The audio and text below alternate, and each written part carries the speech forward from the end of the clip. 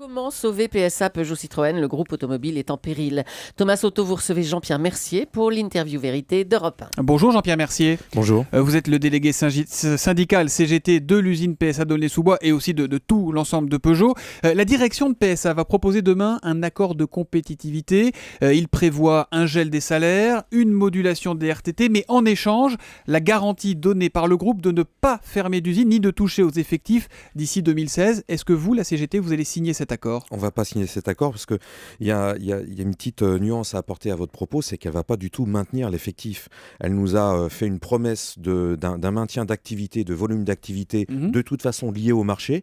Donc c'est une contrepartie qui repose sur du sable, complètement virtuel.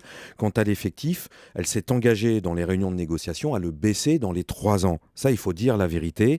C'est pas ce qui est dit dans le plan, en tout cas, c'est pas ce que dit la direction de Peugeot, parce qu'ils disent qu'il n'y aura rien de Dans le plus texte. que ce qui a déjà été annoncé. Oui, les 11 000 suppressions d'emplois sur le groupe, déjà.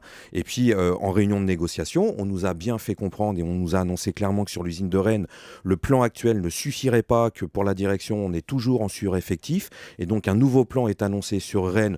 Est-ce que ça sera un plan de départ volontaire, un plan de licenciement? Elle ne nous l'a pas précisé. Et que d'une manière générale, sur le groupe, de toute façon, les départs en retraite ne seront pas remplacés, entre autres, et on aura une baisse d'effectifs réelle. Il n'empêche, Jean-Pierre Mercier, que la situation de Peugeot est catastrophique aujourd'hui. Les voitures ne se vendent plus ou très mal. Le chiffre d'affaires, on l'a appris, au troisième trimestre, est encore en baisse, moins 3,7%.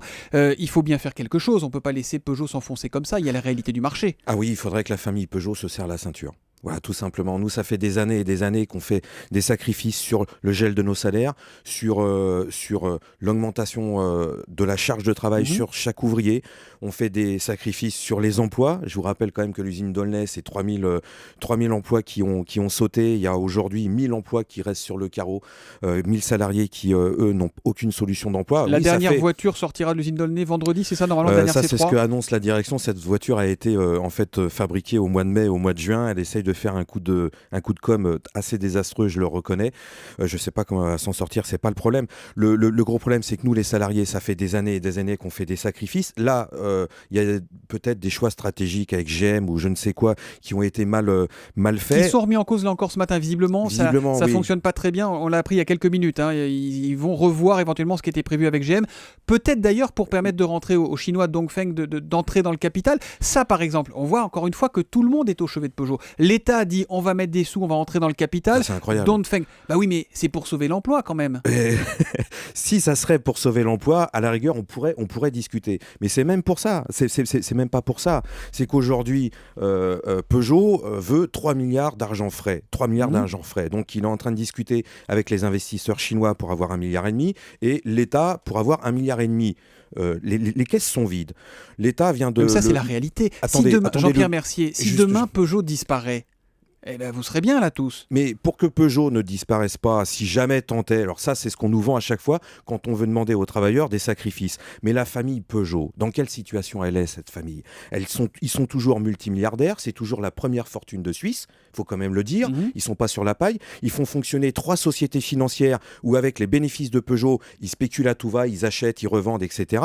Oui, là la fortune de la famille Peugeot s'est considérablement consolidée avec la crise économique. C'est la vérité. Mais c'est pas la famille Peugeot, c'est pas la fortune personnelle de la famille Peugeot qui va sauver le constructeur. Mais pourquoi? Mais parce que ce qu'on voit, c'est qu'aujourd'hui... 6 milliards de bénéfices ont été engrangés ces dernières années par la famille Peugeot. Elle ne veut pas mettre un centime dans sa propre affaire. Mais comment vous expliquez ça? Il y a un problème structurel, Jean-Pierre Mercier. Aujourd'hui, Peugeot n'est pas rentable et aujourd'hui, les Peugeot ne se vendent pas. On voit que Renault, il y a quelques temps... je ne peux pas vous laisser dire ça. Ils vendent à peu près 3 millions de véhicules. L'année dernière, ils ont vendu 3 millions de véhicules. Il y a toujours les 450 000 véhicules que Peugeot devait vendre en Iran, qu'ils ne peuvent toujours pas vendre à cause de GM. Visiblement, que GM est en train d'assouplir les règles. Les Américains, le gouvernement américain est en train d'assouplir ses propres règles pour GM, mais les blocs pour Peugeot. Ça, c'est l'affaire de Peugeot et des Américains. Oui. Mais le problème, c'est qu'on nous demande, à nous, les travailleurs, de faire des sacrifices et il est hors de question de continuer à serrer la ceinture. Mais dans ces cas-là, c'est-à-dire que le risque, c'est que finalement, la direction continue ses plans de licenciement, continue à fermer des des usines